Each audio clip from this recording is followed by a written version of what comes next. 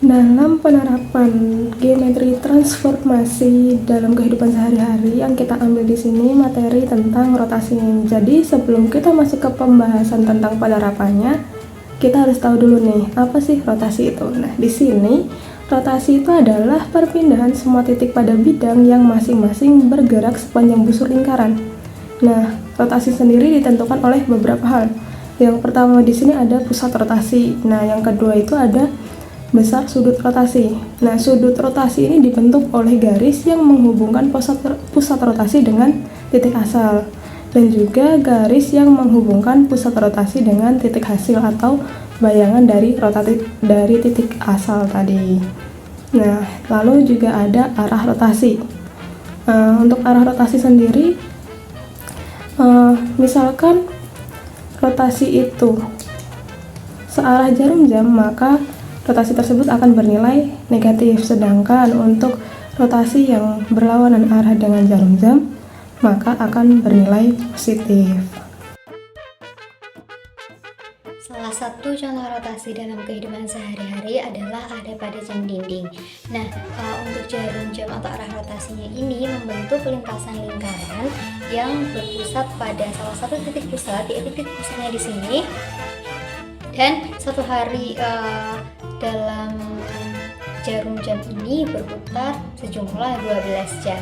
Maka untuk agar kita tahu bahwa satu jamnya itu berapa derajat, maka 360 derajat atau satu putaran penuh lingkaran dibagi dengan 12, yaitu 30.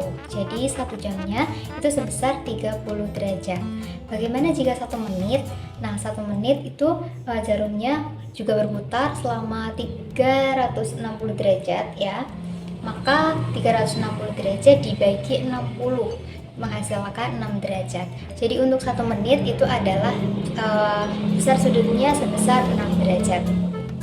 Kemudian untuk arah rotasi, jika jarum searah dengan jarum jam atau kanan ini, maka arah besar sudutnya itu negatif. Tapi jika ke kiri atau berlawanan dari berlawanan jarum jam, maka sudut yang dihasilkan itu bernilai positif gitu. Selanjutnya yaitu sebuah jam dinding di samping menunjukkan pukul 13.00. Jika tiara memutar jarum jam dengan sudut 180 derajat, maka pukul berapakah sekarang? Nah, untuk penyelesaiannya kita tahu bahwa satu putaran penuh itu memuat 12 jam dengan sudut 360 derajat.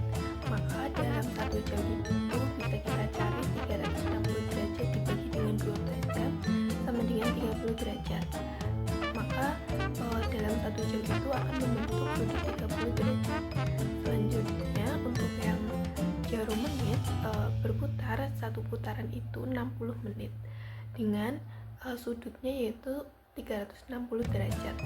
Maka dapat kita cari 1 menit itu 360 derajat dibagi dengan 60 menit sama dengan 6 derajat. Jadi dalam 1 menit itu akan membentuk sudut 6 derajat.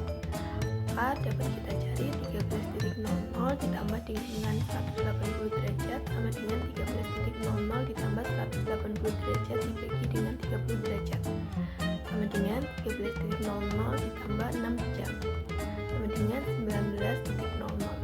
Jadi setelah bergerak 180 derajat menjadi pukul 19.00 atau jam 7.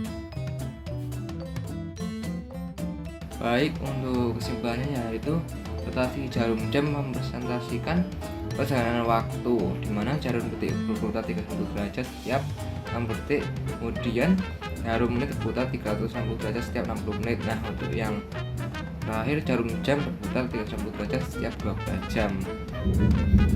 Kemudian untuk hubungan rotasi dan posisi sudut yang terbentuk oleh posisi jarum jam digunakan untuk menghitung waktu atau menentukan selisih waktu.